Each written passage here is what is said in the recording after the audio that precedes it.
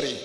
Entonces, como oraba la pastora hace un momento, que podamos realmente reconocer la voz de Dios a través de su palabra, pero sobre todo que podamos responder en obediencia a lo que el Señor tiene para nosotros. Amén. Para los que estuvieron en el seminario de este fin de semana, bueno, voy a retomar algunas cosas de las que mencionamos y usted va a sacar ventaja de eso, pero pues vamos a tratar de ponernos en contexto un poquito. Hay un pasaje bastante conocido, quiero que se ubique ahí por favor, en el capítulo 13 de Números. Y este es un pasaje bastante conocido por lo malo, o sea, por lo terrible de lo que ocurrió ahí, porque fue un pasaje que marcó, puso en la historia del pueblo de Israel un lunar que los acompañó el resto de su historia. Eso que ocurrió y que registra el capítulo 13 de Números fue uno de esos episodios oscuros en la vida de Israel. Y bueno, aprovechando que usted está ahí abriendo su Biblia y ubicándose, piense por un momento, quizás usted pueda asociar en la historia de su vida algún episodio oscuro, de esos que como que marcó la historia de su vida, a veces una experiencia traumática en la niñez, un episodio doloroso en la juventud, quizás una separación en la edad adulta. Yo quería estudiar esto y nadie me dio la oportunidad, yo quería hacer aquello y nunca se me abrió una puerta.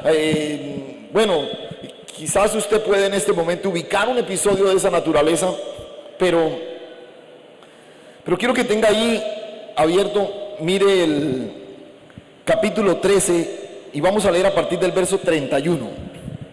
Capítulo 13 de Números, versículo 31 dice: mas los varones que subieron con él dijeron: no podremos subir contra aquel pueblo porque es más fuerte que nosotros.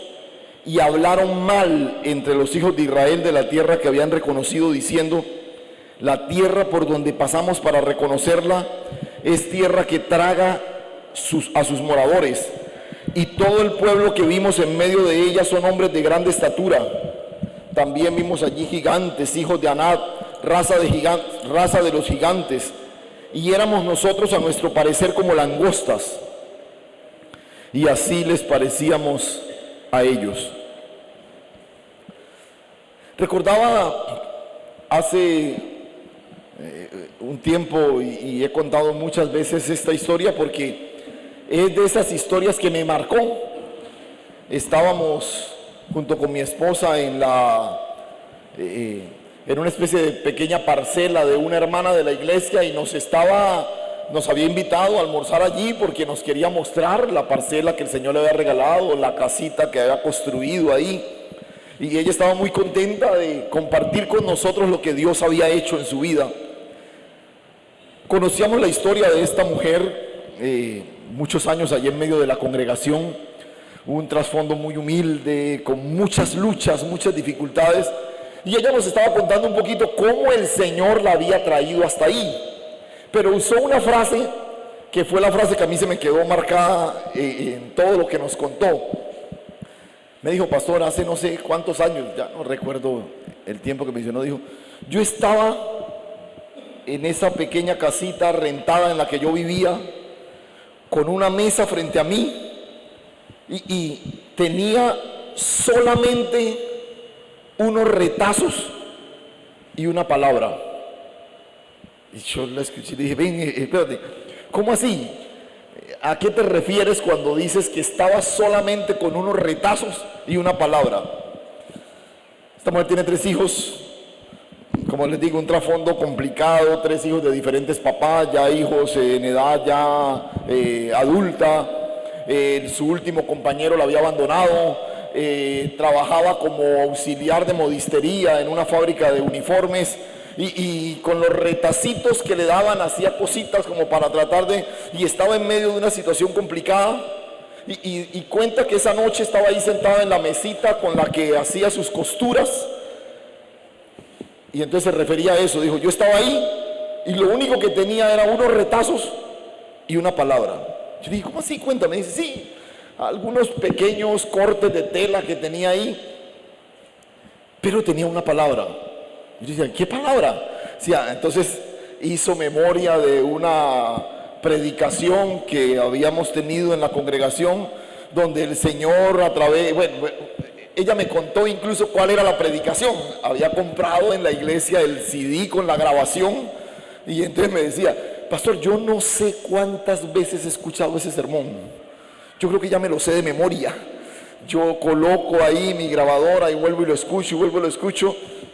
Tienen que ser más de 20 veces, porque casi durante un tiempo. Y lo que esa palabra dice es que usted predicó ese día de una mujer viuda que había perdido todo, y fue donde el profeta, y el profeta le dijo, ¿qué tienes? Y ella dijo, pues yo solo tengo recuerdan el texto del profeta Eliseo, y yo solo tengo un poquito de harina, un poquito de aceite. Y entonces el profeta le dio una palabra y ella la creyó y fue y prestó vasija. Bueno, usted conoce el texto, ¿cierto? Entonces ella decía, esa palabra la tenía yo aquí en mi cabeza y en mi corazón. Solo tenía unos retazos y una palabra que me recordaba, ¿qué tienes? Dios va a hacer algo grande con lo que tú tienes. Y lo único que yo tenía eran unos retazos. Y esa noche yo sentí que Dios me habló a mi corazón y me dijo, atrévete a creerme. Ella la semana siguiente le renunció a la señora con la que trabajaba, levantó su propio negocio, comenzó a hacer sus propios costuras, hizo contacto con algunas universidades de la ciudad, empezó a fabricar los uniformes de esas universidades. A la vuelta de 2-3 meses, había una cantidad de gente comprándole sus uniformes. Su hija vive en otra ciudad, entonces hacía uniformes para una universidad en otra ciudad. Y la historia, varios años después, que estábamos en su parcela, es la historia de una mujer que había comprado su propia casa de 3 niveles, que ahora la tenía arrendada por completo, y ahora se había ido a vivir a las afueras de la ciudad. El sueño de toda su vida, terminar viviendo en una pequeña finquita. Y allí estaba contándonos que hace unos años atrás estaba sentada vuelta a nada, con unos retazos y una palabra. Y una palabra. Yo quiero hablarte en esta mañana quiero desafiarte en esta mañana desde las entrañas de la Escritura, a que tú abraces con toda convicción lo que Dios tiene para ti, porque Dios tiene una palabra para ti en esta mañana. Amén. Amén. Y otra vez ella decía, mire, yo no soy mejor que nadie, yo no soy una mujer ni siquiera que he estudiado, yo no sabía cómo hacer un emprendimiento, yo no sabía cómo tener una empresa, yo no sabía absolutamente nada, pero tenía una palabra de parte de Dios. Tenía una palabra de parte de Dios que la palabra decía, ¿qué tienes? ¿Qué tienes? Y pues yo solo tenía unos retazos y había aprendido a coser, y con eso Dios transformó completamente mi realidad. Escúcheme. Cuando Dios dijo, sea, fue. Cuando Dios habla, trae a la existencia lo que no existe. Amén. Esa fue la dinámica con que el universo fue creado. Dios dijo, sea la luz, ¿y qué pasó? Fue la luz. Dios sopló aliento en una persona que hizo con el barro y recibió vida. Y hoy precisamente quiero que aprecies el poder de una palabra de Dios en tu corazón. Escúchame. Esa historia que acabamos de leer, bueno, me imagino que todos la conocen, ¿cierto? Es ese episodio donde Israel llega dirigido por Moisés hasta el límite de la tierra prometida. ¿Sí? Ya han pasado más o menos unos 3 meses desde que salieron de Egipto. Llegan a los límites de la tierra prometida y ahora van a entrar. Él manda 12 espías, un príncipe de cada tribu, para que reconozcan la tierra. Ellos van y la reconocen y vienen y traen un reporte. ¿Sí? Ese era todo lo que tenían que hacer. Incluso si usted observa, por ejemplo, mire el versículo 1. Habló Jehová a Moisés diciendo, envía tú hombres que reconozcan la tierra, la cual yo doy a los hijos de Israel, y de cada tribu de sus padres enviaréis un varón, cada uno príncipe entre ellos. Y Moisés los envió desde el desierto de Parán conforme a la palabra de Jehová, y todos aquellos varones eran príncipes de los hijos de Israel. O sea, Moisés, ¿qué hace? Escoge uno que sea una persona representativa de cada tribu, y arma un grupo de 12 hombres y los envía a ¿qué? ¿Qué tenían que hacer? ¿Qué tenían que hacer? Reconocer la tierra. Eso era todo. Reconózcanla. O sea, si a usted le dice, mire, vaya, mire ese florero, usted va y mira y dice, ah, sí, es un florero de vidrio, tiene una base con agua para no sé qué, y usted describe lo que ve. Eso es reconocerlo. O sea, vaya, miren la tierra y digan qué hay. Entonces, verso 17, los envió pues Moisés a reconocer la tierra de Canaán, diciendo, subid al Negued y subid al monte, observar la tierra cómo es, y el pueblo que la habita, si es fuerte, si es débil, si es poco, si es numeroso, cómo es la tierra habitada, si es buena o si es mala, y cómo son las ciudades habitadas, si son campamentos o plazas fortificadas, cómo es el terreno, si es fértil o estéril, y si en él hay árboles o no. Esforzaos, tomad del fruto de la tierra. Y era el tiempo de las primeras uvas. Note que incluso le dice específicamente qué tienen que mirar. O sea, no miren otra cosa, miren eso, y le hace una lista, ¿no? Miren si la tierra es buena, si es mala, cómo es el pueblo, si es fuerte, si es débil, cómo son las ciudades, si son grandotas o si son pequeños pueblitos.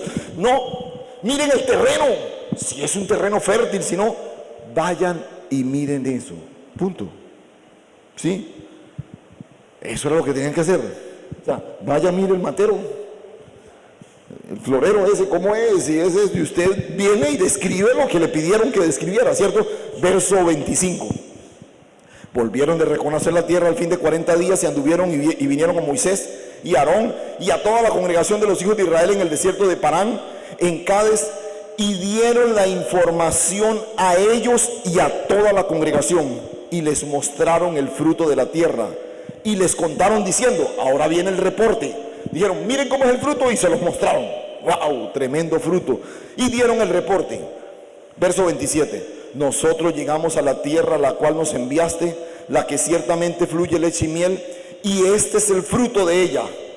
Mas el pueblo que habita en aquella tierra es fuerte, las ciudades muy grandes y fortificadas, y vimos allí a los hijos de Anac. Amaled habita el Negued, y el Eteo, el Jebuseo, el Amorreo habita en el monte, y el Cananeo habita junto al mar, a la ribera del Jordán. Hasta ahí, ¿qué piensan del informe? ¿Está bien, cierto? O sea, ¿qué están diciendo ellos? ¿Qué están diciendo ellos? ¿Cómo? Lo que vieron, ni más ni menos. O sea, si los tipos de esa tierra eran grandes, ¿qué van a decir? Ah, pues que eran grandes, ¿cierto? Si las ciudades eran fortificadas, ¿qué iban a decir? Pues que eran ciudades fortificadas. Están viendo específicamente lo que vieron, ¿sí? Era el informe exacto que Moisés les había pedido. Incluso el texto menciona que trajeron un racimo de uvas que debían cargar, ¿no? Entre dos, porque era inmenso. O sea, wow, el fruto de esta tierra es espectacular y todo lo demás. El informe, digamos que es excelente, pero el desafío está a partir de aquí, ¿sí? A ver, voy a compartirles un concepto que veíamos ayer en el seminario, y que quiero que usted lo tenga ahí en su mente y en su corazón. Escuche. Hay dos expresiones que son claves, determinantes en nuestra comprensión del impacto de la palabra en nosotros. Ojo. Lo que está delante de mis ojos, lo que yo veo, lo que yo puedo describir por razón de los sentidos, esa es la realidad. Esa es la realidad, ¿sí? Usted está viendo y nota cómo usted conoce la realidad. ¿Cómo la conoce? ¿Cómo?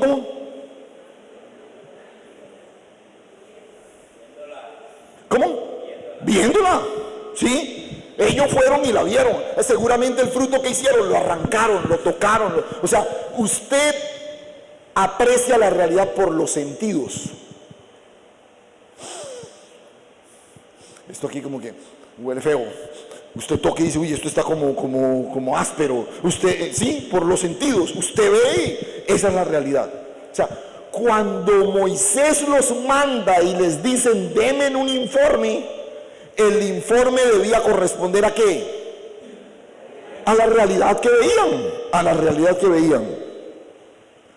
¿Cuál es la realidad que tú estás viendo? ¿Cuál es la realidad que está delante de tus ojos? ¿Sí? A veces es una realidad complicada. Usted de pronto está aquí alabando al Señor, emocionado, cantando, saludándonos como hicimos ahora en un ejercicio tan espectacular y todo. Y de pronto regresa a su casa y se estrella con la realidad. De pronto está ya su esposo, su tío, qué sé yo, o llega a la casa y lo primero que encuentra es por debajo de la puerta un recibo que tiene 3 meses sin pagar, ¿cierto? Y usted levanta el recibo y dice, y no, ¿cierto? Y esa, otra vez, esa es la realidad. Usted se estrella con la realidad. Porque la realidad es aquella que percibimos por los sentidos. No la vamos a negar, está ahí delante de nosotros. Pero el otro concepto clave aquí, fundamental, es la verdad. Y usted dirá, pastor, ¿no es igual la realidad a la verdad? No. Escuche, la realidad es lo que yo percibo por los sentidos. La verdad es todo aquello que Dios ha declarado. Otra vez, no sé si fue que no la cogiste. Otra vez. La realidad es aquello que yo percibo por los sentidos. Yo la veo, está ahí. Ciudades fortificadas, hombres grandotes, esto y lo otro. Esa es la realidad. Pero la verdad es todo lo que Dios ha dicho. Amén. Amén. El asunto es, aquí viene el desafío de fe para nosotros. La realidad yo no la puedo negar. Ahí está frente a mis ojos. Yo no puedo decir, esa mesa no existe, esa mesa no existe. No, ahí está. Pase por el frente y verá que la tumba ya hace todo un desorden. O sea, así yo diga que no, está ahí, es la realidad, ¿cierto? Ojo, yo no niego la realidad. Pero el gran desafío para nosotros los hijos de Dios es no vivir sujetos a la realidad que vemos, sino a la verdad que Dios ha declarado. ¿La cogió? ¿Sí? La realidad está ahí, pero yo no vivo sujeto a la verdad, a la realidad que veo, sino a la verdad que Dios ha declarado. Le voy a poner un ejemplo en la escritura, a ver, como para ilustrar un poquito esto. Recuerda, y un ejemplo que yo sé que usted conoce de la palabra. El Señor llega 4 días después de que Lázaro ha muerto, ¿sí? Se encuentra con Marta. Y Marta está vuelta a nada, medio echándole la culpa al Señor, ¿cierto? Si tú hubieras estado aquí, ¿no? ¿Para qué se demoró tanto? ¿Cierto? Y está ahí como Marta. Y él, la realidad es que la realidad ¿cuál es? Que su hermano murió hace 4 días y que está metido allá en una tumba. Esa es la realidad, ¿cierto? Y el Señor llega y Marta está ahí vuelta a nada. Y repito, entonces el Señor le declara a Marta una verdad. Le dice, Marta, Lázaro resucitará. ¿Sí? Y Marta, ¿qué le dice? Es que dice, Marta está tan absorbida por la realidad que ni le prestó atención a la verdad de Dios. Dice, sí, Señor, Él resucitará en el día postrero. Y el Señor le sigue insistiendo, Marta, tu hermano resucitará. Es más, vamos allá donde lo tienen. Y Marta va y con Jesús. Y entonces el Señor dice, quiten la piedra. ¿Qué dice Marta? Recuerda que la realidad la percibimos, ¿por qué? Por los sentidos. Y la realidad de Marta es, ahora, seguramente un cuerpo después de 4 días, ¿sí? Si usted no se baña, ya a las 2 horas ya huele. ¿Cómo será muerto, cierto? Cuando uno no se baña después de un día, ya no lo aguanta nadie. ¿Cómo será muerto después de 4 días? Entonces, la realidad que Marta conoce, le dice: Señor, no quite esa piedra porque eso hiede. Note, ahí está Dios mismo declarándole una verdad que va a transformar su realidad. Pero ella está tan absorta en la realidad que vive que no pudo apreciar la verdad de Dios que quería transformarla. ¿Ya la cogió ahora sí? Escuche. Este es el desafío. Este es el desafío de fe.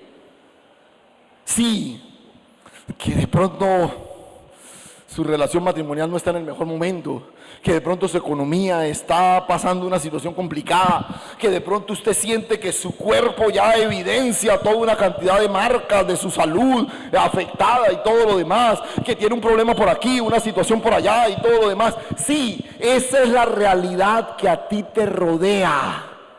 Pero yo quiero invitarte en esta mañana a que te establezcas en la verdad que te gobierna. Porque nosotros vivimos de cada palabra que sale de su boca. Aleluya.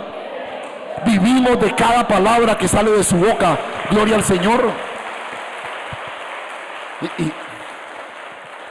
Y cuando los 12 espías van, ellos describen la realidad. Sí. Pero a ver si alguno se la pilló. ¿Dónde estuvo la dificultad? Bueno, definitivamente al final no pudieron conectar la realidad con la verdad. Pero ¿cuál era la verdad que gobernaba su incursión como espías? A ver.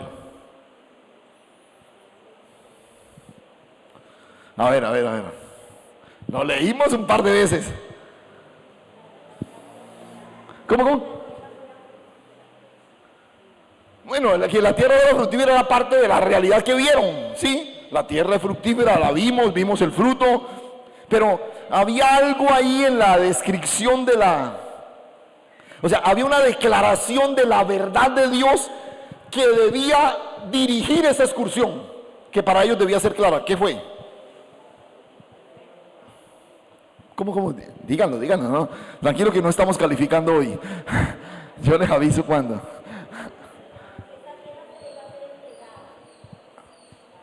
¿Cómo? Escuche. Vuelva a mirar un momentico el versículo 1. Jehová habló a Moisés diciendo: envía tú hombres que reconozcan la tierra de Canaán. Lea duro lo que sigue. ¿Qué sigue? ¿Cómo lea lo duro? La cual yo ¿qué? Doy a los hijos de Israel. O sea,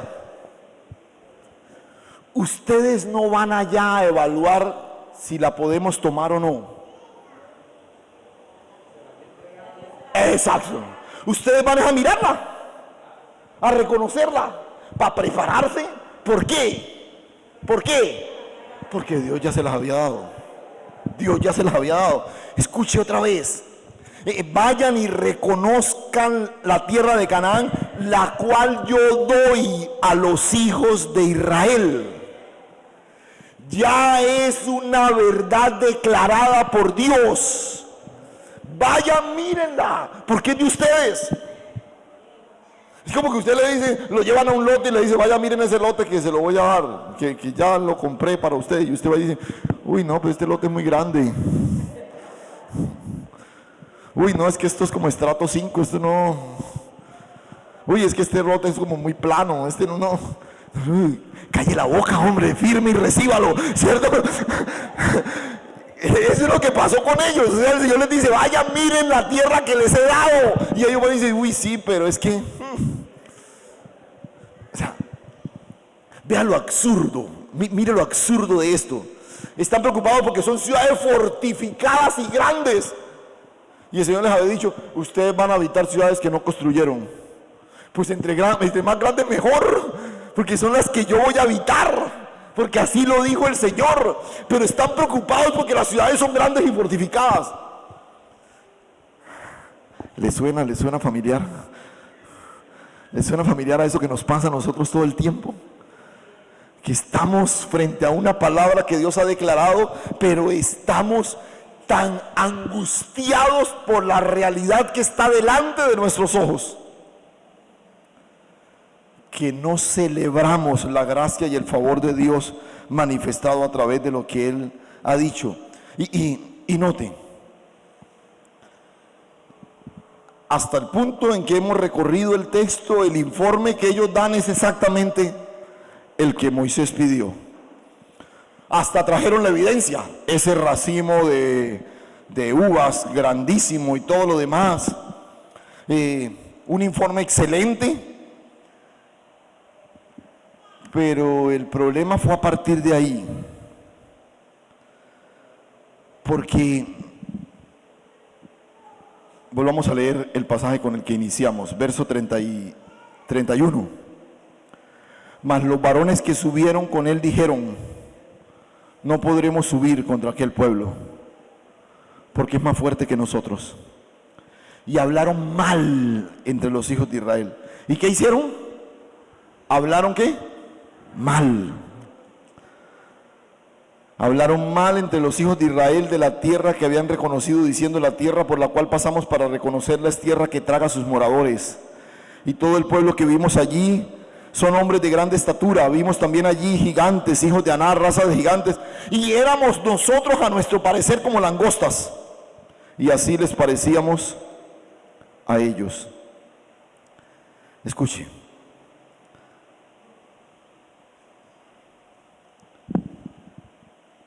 No podremos subir. No, espere. A usted nadie lo mandó para eso. A usted nadie le pidió que hiciera un juicio de qué se puede y no se puede. Vaya y mire, sencillamente. Y una vez finalizado el informe, van a la congregación a decirle que no podemos. Entonces, pero hay una palabra que quiero intencionalmente dejé de citar, porque si usted observa el verso 30, hay uno de ellos, después supimos que eran dos. Entonces Caleb hizo callar al pueblo delante de Moisés, dijo: subamos luego y tomemos posesión de ella, porque más podremos nosotros que ellos. Escuche esto. Yo quiero que note un momentico ese versículo 30, que es el testimonio de Caleb, que es uno de los 12 que fue. Usted note que Caleb no está diciendo: eso es mentira, eso los tipos no eran tan grandes como están diciendo. No, eso no es cierto.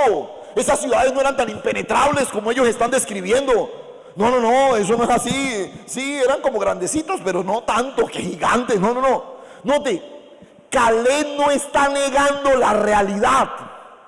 ¿Qué está haciendo Caleb?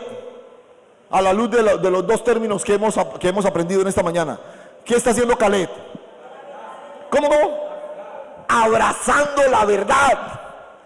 ¿Sí? No, eso no es cierto. Ellos están exagerando. Eso no son pueblos tan grandes y tan. No, Caleb dice: sí, es cierto. Es cierto. O sea, la realidad es tal como ellos lo dicen, pero la verdad es lo que Dios ha dicho. Aleluya.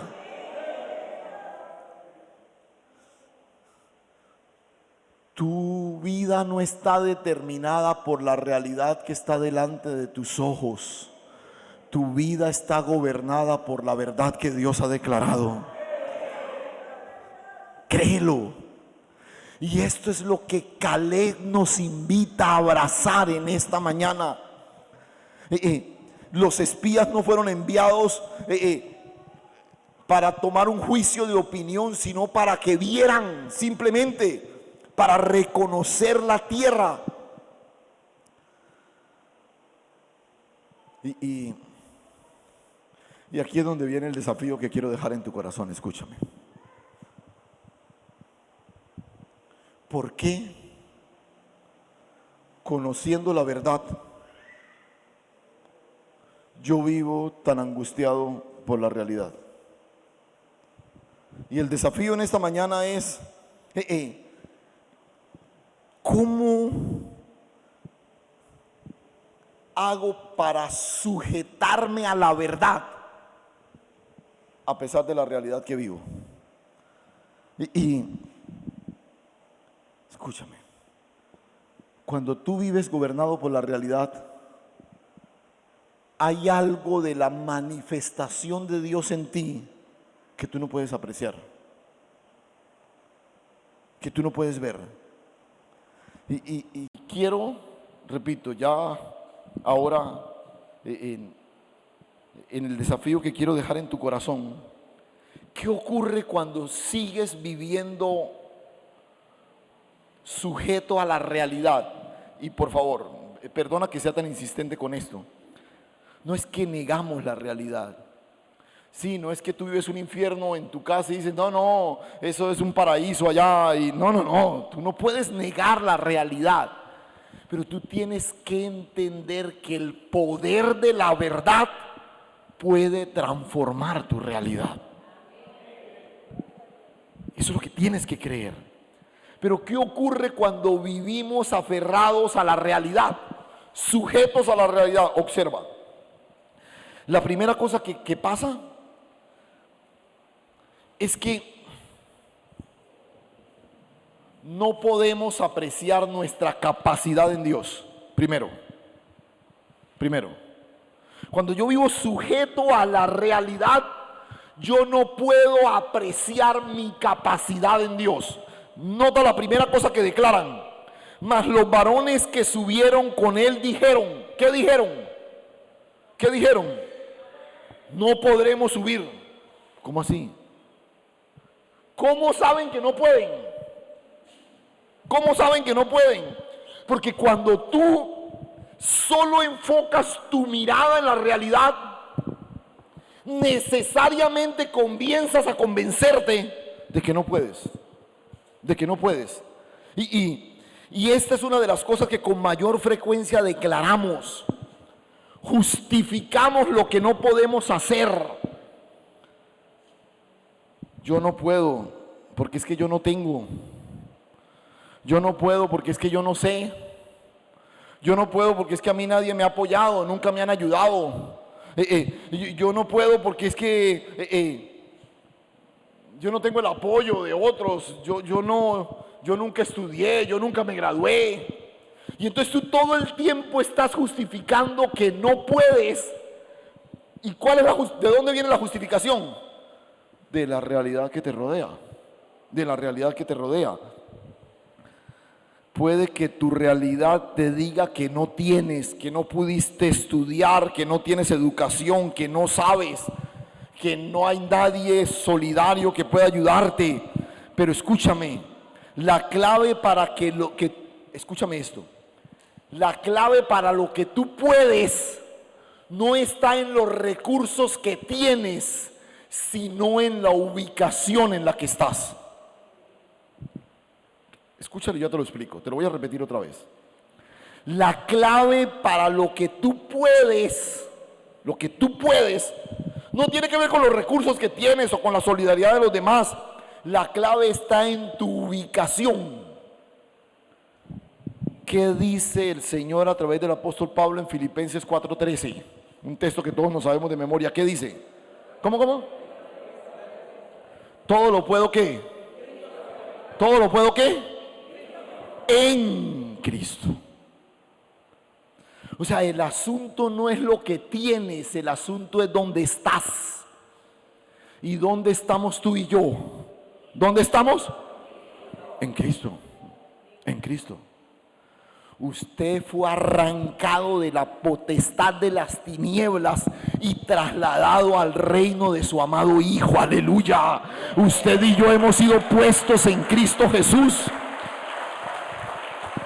No tiene que ver con tu capacidad. No tiene que ver con tus recursos. Tiene que ver con la suficiencia y la gracia de aquel en quien hemos sido puestos. Aleluya. Y nota, Tú estás en Cristo no porque lo sientas, tú estás en Cristo porque Dios a través de su palabra lo declaró y la obra del Espíritu Santo se perfeccionó en ti. Aleluya. Recuerda, ¿cómo recibimos la realidad? Por los sentidos. ¿Cómo nos apropiamos de la verdad? Por revelación. Por revelación. ¿Sí? Yo estoy en Cristo, ¿por qué? Porque la Escritura lo declara. Yo estoy en Cristo, ¿por qué? Porque soy una nueva criatura. Y no puedo ser nueva criatura, sino que, si no estoy en Cristo. Si no estoy en Cristo. ¿Sí? Tiene que ver con tu ubicación. ¿Cuántos están en Cristo? Ah, con razón. Como 10 nomás. ¿Cuántos están en Cristo? Amén. Escucha, grábate esto, porque nosotros más fácilmente aceptamos el concepto de que Cristo está en nosotros, y eso es cierto.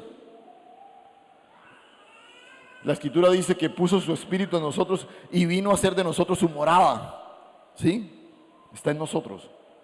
Pero la otra verdad gloriosa de esa obra perfecta del Señor es que nos puso en Cristo. Ese es el Edén de nuestra manifestación hoy. Ahí fuimos puestos en el escenario donde disfrutamos de la plenitud del Padre, que es Cristo Jesús. Amén. Todo lo puedo en Cristo. Sí. Hay cosas que yo sé que mi capacidad no da. Hay cosas que yo sé que mis recursos no me alcanzan. Usted está hoy sentado en un auditorio que es testimonio de lo que Dios puede hacer. Usted y yo somos conscientes que todo este grupo de personas aquí no tiene los recursos para levantar una obra de esta naturaleza. O sea, no seamos ilusos, no tenemos los recursos para eso. Pero ¿por qué estamos aquí? Porque todo lo podemos en Él. Este es testimonio de la intervención sobrenatural de un Dios que todo lo puede. Porque la verdad de Dios se sobrepone a la realidad que nos rodea. Y tú eres parte de este testimonio. Ahora aprópiate de Él, aplícalo a tu propia vida. Recuerda, la primera cosa que se afecta cuando yo me sujeto a la realidad es mi capacidad. Mi capacidad. Pero no olviden, no es que ahora somos los super no sé qué y esto como por ahí se proclama. No. Yo todo lo puedo es en ¿quién? En Cristo. En Cristo. Mi capacidad depende de mi dependencia de Él. Amén. La segunda cosa que se afecta cuando me sujeto a la realidad es que termino menospreciando mi heredad. Segundo, termino menospreciando mi heredad. ¿Qué hicieron ellos? Mira el verso 32. Hablaron mal entre los hijos de Israel de la tierra que habían reconocido, diciendo: esta tierra que pasamos para reconocerla traga a sus moradores.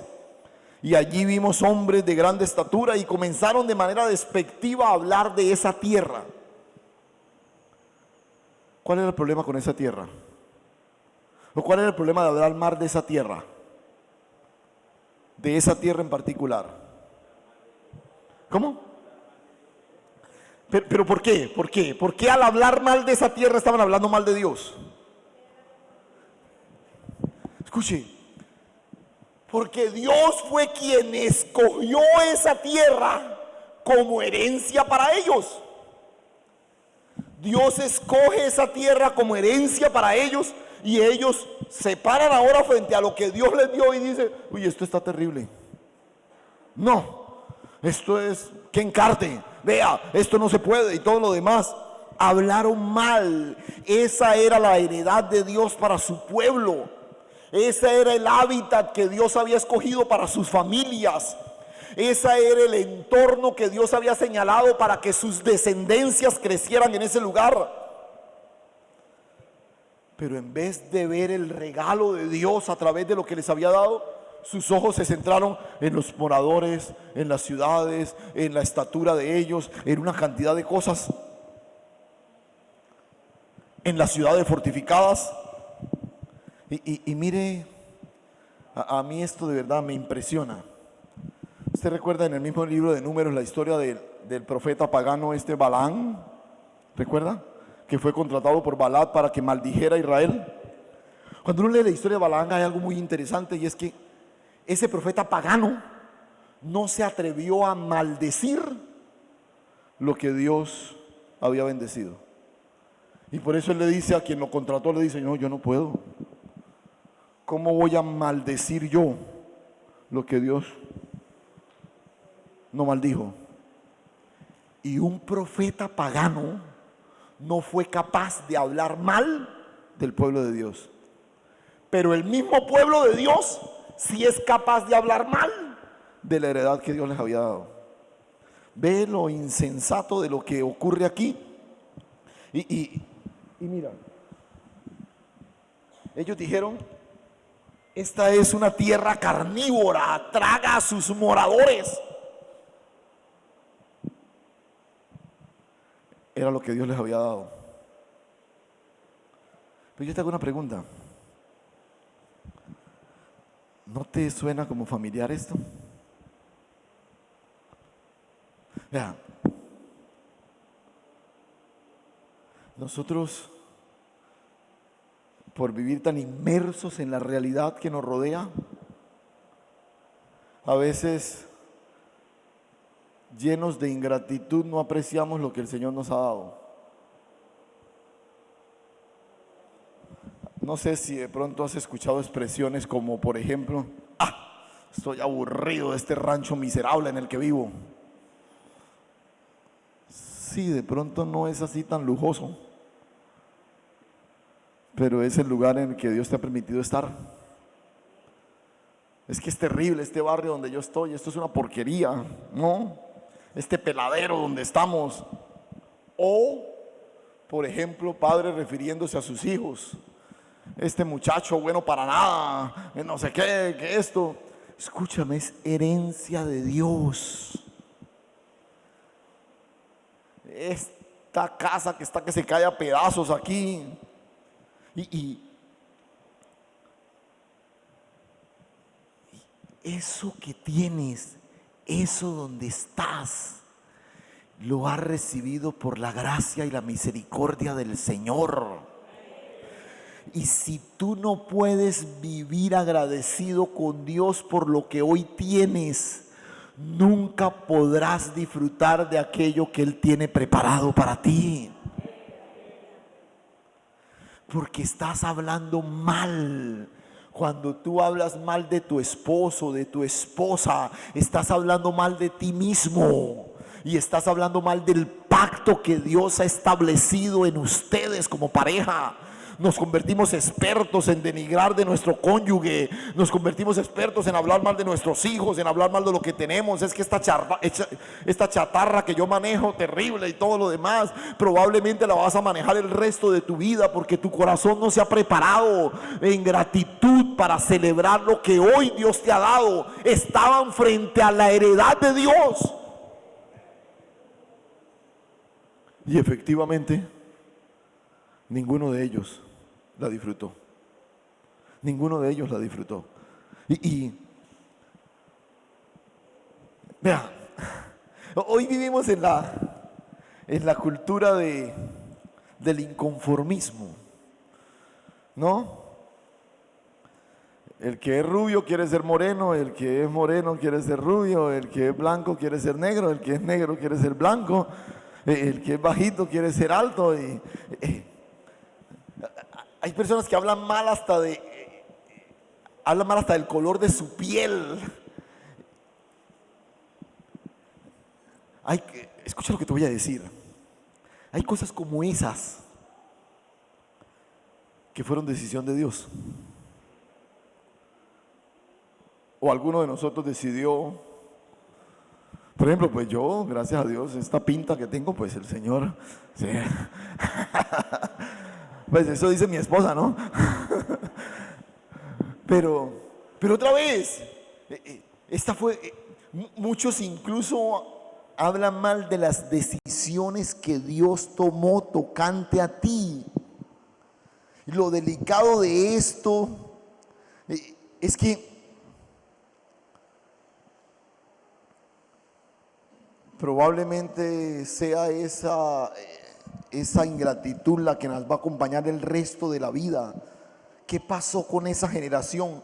Esa tierra que traga a sus moradores, esa generación fue tragada por el desierto. Fue tragada por el desierto. Nunca sus pies posaron sobre esa herencia y terminaron creando con sus palabras una realidad que se convirtió en su propia cárcel. Vea, esto, y por favor no lo reduzcas a un ejercicio de motivación, esto no tiene que ver con eso. Pero probablemente si tú todo el tiempo estás hablando mal de ese rancho miserable en el que vives, seguramente vas a vivir ahí hasta el último día de tu vida. Porque la verdad que a ti te gobierna es la gratitud de aquel de quien ha recibido todo, todo, todo. Y es la gratitud la que debe gobernar tu relación con las cosas que hoy tienes. Nosotros como iglesia no nos debemos sumar a la crítica de todas aquellas voces que viven hablando mal del país, hablando mal de los gobernantes, hablando mal de este y lo otro. Otra vez, podemos no identificarnos con una postura de gobierno, podemos no identificarnos con esto y lo otro, pero usted y yo como iglesia del Señor hemos sido puestos en este país para bendecir esta nación, aleluya, para ser instrumento de bendición en medio de esta nación, no para sumarnos a esas voces de condenación, de ruina, de inconformidad, para bendecir esta nación.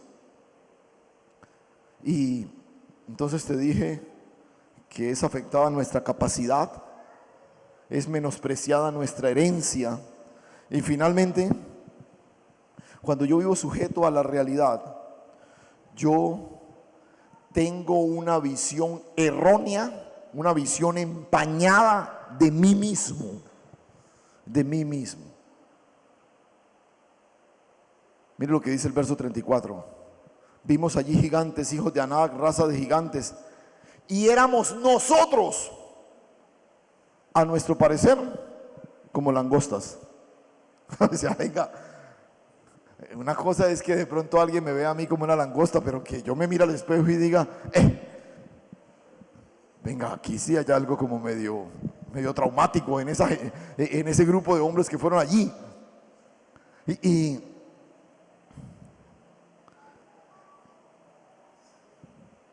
Y escúchame esto, perdona que te lo vuelva a decir. Tú no puedes determinar lo que otros digan de ti,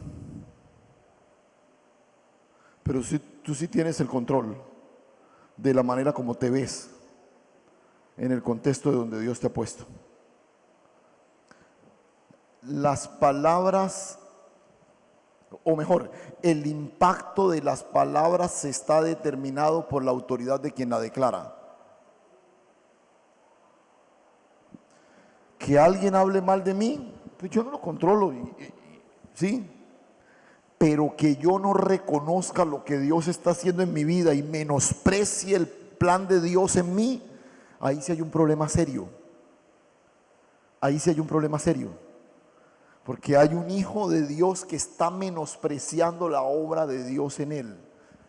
Te voy a poner un ejemplo con esto.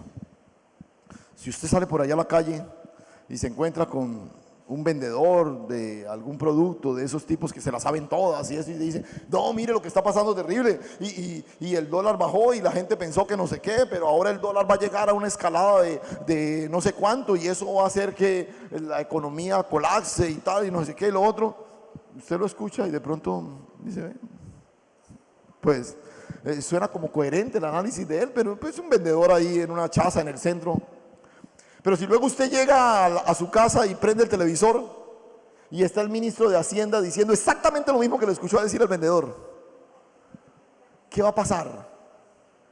Eso hace que todo se colapse, ¿cierto? Que toda la estructura económica del país se mueva y entonces que no se quede, que la bolsa, entonces los inversionistas van a empezar a hacer esto y a sacar dólares y bueno, una cantidad de cosas. Y uno dice, pero venga, eso lo dijo ayer el vendedor, exactamente lo mismo y no pasó nada. ¿Por qué cuando lo dice el ministro de Hacienda todo el país se estremeció? Porque escuche, porque el impacto de las palabras está directamente relacionado con la autoridad de quien la declara. Una cosa es que hable de economía el vendedor ambulante, otra cosa es que hable de economía el ministro de Hacienda. Todos los gremios se mueven. Una cosa es que a tu hijo le hagan bullying en la escuela. Otra cosa es que tú como padre, con la autoridad que Dios te ha dado, te pongas a hablar mal de tu propio hijo. Te pongas a decirles, a decir, este es un bueno para nada, este no sé qué, este nunca va a salir con nada, este tiene aserrín en la cabeza, este quién sabe que no sé qué, este y lo otro. Ese tipo de expresiones que a veces los padres usan frente a tus hijos. Que a tu hijo le hagan bullying en el colegio, vaya y venga, ¿cierto? Será algo que probablemente va a fortalecer su carácter, su conducta, va, qué sé yo, ¿cierto? Y si lo puedo acompañar, va a ser algo que incluso lo va a ayudar. Porque esos son chicos que no tienen nada que ver con él. Pero cuando tú hablas mal de tu hijo, eres tú quien tiene la autoridad de Dios. Y esas palabras están generando un impacto en él. Me estoy haciendo entender con lo que quiero enfatizarle aquí. Aquí son ellos los que están diciendo, haciendo una declaración pronunciada por sus propias bocas. Yo les pregunto, ¿de dónde sacaron ellos eso de langostas? Porque mire cómo lo dicen. Nosotros nos veíamos delante de ellos como langostas. ¿Sería que les preguntaron? Hey, ¿cómo nos están viendo? No, me hicieron, o sea, venga, es que esto suena hasta como ridículo, ¿cierto? Pero así nos pasa cuando nosotros nos centramos solo en la realidad que nos rodea. Y entonces dejamos de ver la grandeza de la obra de Dios en nosotros. Sí, probablemente nuestro trasfondo fue un trasfondo terrible.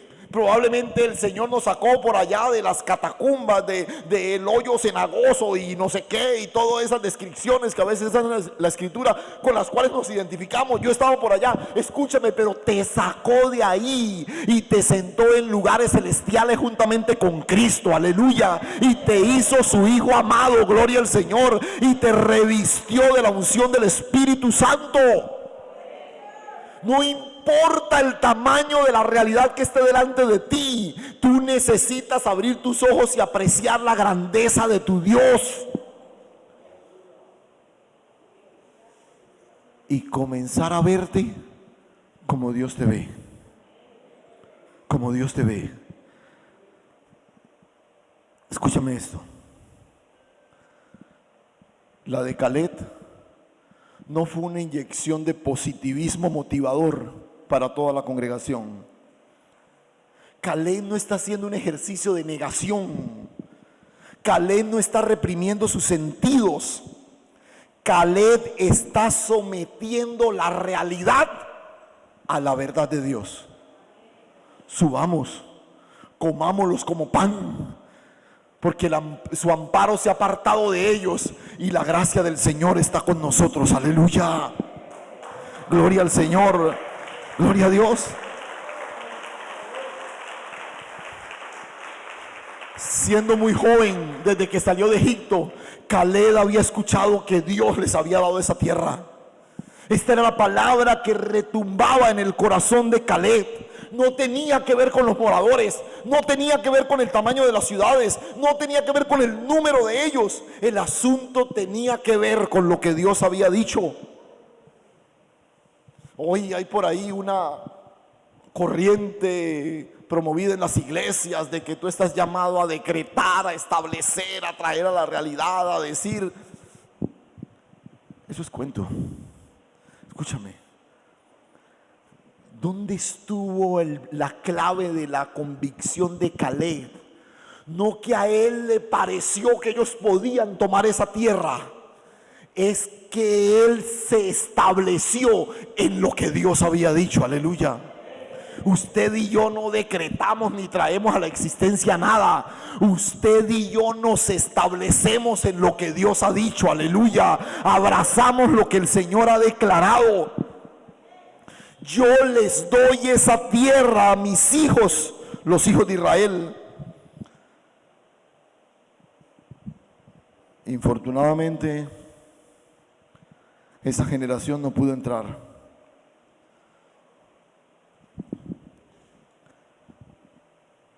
Pero Dios preservó una porción de aquella herencia para ese hombre que creyó. Él y sus generaciones. Este es el desafío que quiero que abraces hoy. Yo no sé la circunstancia que en este momento estás atravesando. Yo no sé cuál es la realidad que está delante de tus ojos. Usted dirá, pastor, pero es que usted no conoce mi realidad. No. Y si es así tan caótica, ni quiero conocerla siquiera. ¿Sí? O sea, porque lo importante no es que yo la conozca. Mira,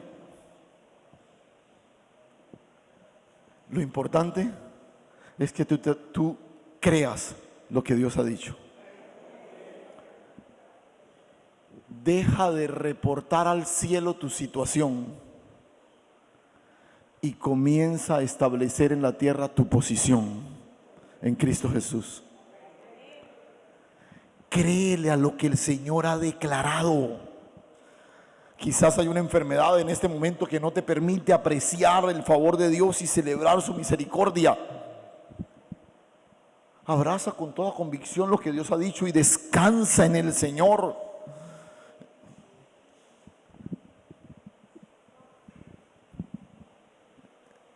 Y quiero invitarte a un ejercicio de fe. Yo no sé quién nos vendió la idea de que la fe es la convicción absoluta de que Dios va a hacer lo que yo anhelo. Así nos han vendido el concepto de fe. ¿Qué es lo que tú quieres? Créelo y Dios lo va a hacer. No, eso no es cierto. La fe es la convicción absoluta de que Dios va a hacer en mi vida lo que Él ha dicho. Lo que Él ha dicho. Eso otro que nos han vendido, eso es magia. La magia es la que hace que aparezca lo que tú quieres. No. Fe es la convicción absoluta de que Dios va a hacer en mi vida lo que Él ha dicho. Lo que Él ha dicho.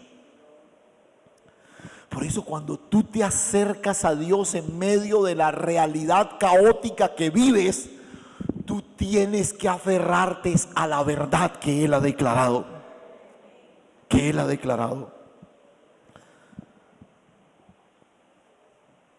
La fe no expresa el problema. La fe expresa lo que Dios ha dicho. La fe declara cómo es que Dios ve las cosas y no cómo las estoy viendo yo.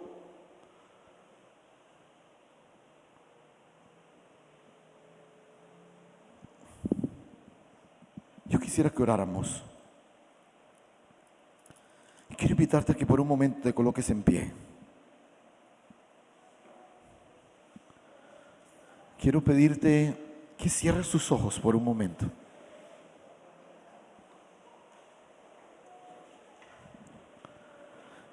Yo quiero invitarte en esta mañana a descansar en el Señor.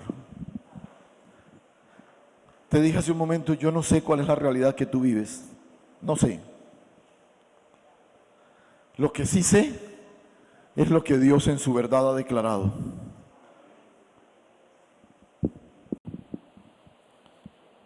Y yo quiero invitarte hoy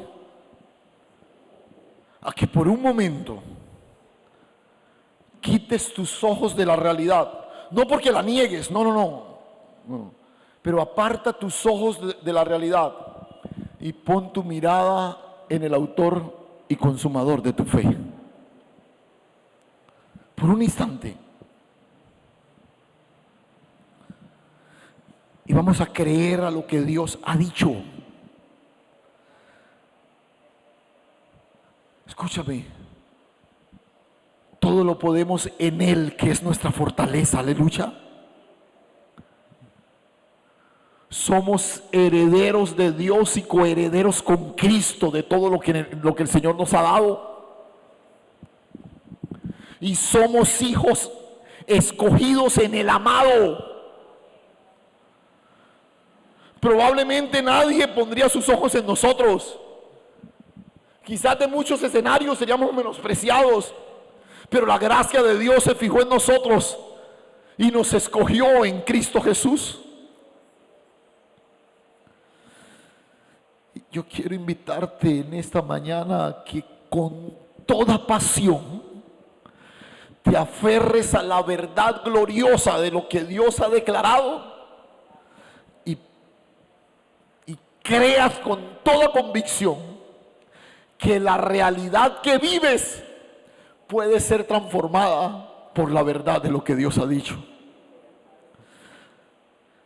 Y ahora, mientras oramos, yo voy a orar que el Espíritu Santo de Dios traiga a tu mente y a tu corazón la verdad gloriosa de Dios frente a la realidad que vives. Quizás tú estás enfermo, pero Él cargó en Cristo Jesús el pecado, pero también las enfermedades de todos nosotros, y por su llaga yo fui curado. Aleluya. Y quizás yo no niego la enfermedad que ahora atormenta mi cuerpo, pero me establezco en la verdad de lo que Dios ha declarado. Aleluya. Quizás estás atravesando una crisis económica complicada y difícil, pero mi Dios proveerá todo lo que me falta conforme a sus riquezas en gloria, porque Él lo ha declarado. Porque el Dios que cuida de las aves y viste los lirios es mi Padre celestial. Aleluya. Y yo vivo gobernado por la verdad que Él ha declarado. Quizás sí estás atravesando una crisis terrible ahí en tu hogar con tus hijos, pero yo voy a creer que mis hijos son herencia de Dios. Aleluya. Que no nacieron para engrosar la lista de la delincuencia, ni para enriquecer el bolsillo de los dueños de discotecas, ni expendedores de drogas. Mis hijos nacieron para el reino de los cielos. Aleluya. Y quiero verlos como la herencia de Dios que son. Comienza a establecerte en la verdad que Dios ha declarado. Abre tu corazón delante del Señor. Dile: sí, Señor, esta es mi realidad. No puedo dejar de sentirme cargado por la economía, por la situación con mis hijos, por ese problema conyugal, por esa crisis en la empresa, en el trabajo. Pero hoy, Señor, quiero abrazar con toda convicción la verdad que a mí me gobierna, porque yo soy sostenido por toda palabra que sale de tu boca, Señor. Padre, en el nombre de Jesús, aquí estamos, Señor. Empezamos nuestra exposición recordando el testimonio de aquella mujer que ahí en la angustia de la soledad de su casa dijo: yo solo tengo unos retazos y una palabra. Y una palabra. Hoy, Señor, en el marco de la realidad puede ser caótica que nos rodea, hoy nos establecemos en la palabra de lo que tú has declarado, Señor. Aleluya. Una palabra nos basta, Señor. Una palabra tuya nos basta, Señor. Aleluya. Hoy decidimos creer lo que tú has dicho, a pesar de lo que nuestros ojos ven, Señor. Aleluya. A pesar de lo que nuestros ojos ven, Señor. Aleluya. Porque es más poderoso el que está en nosotros que lo que está delante de nuestros ojos, Señor.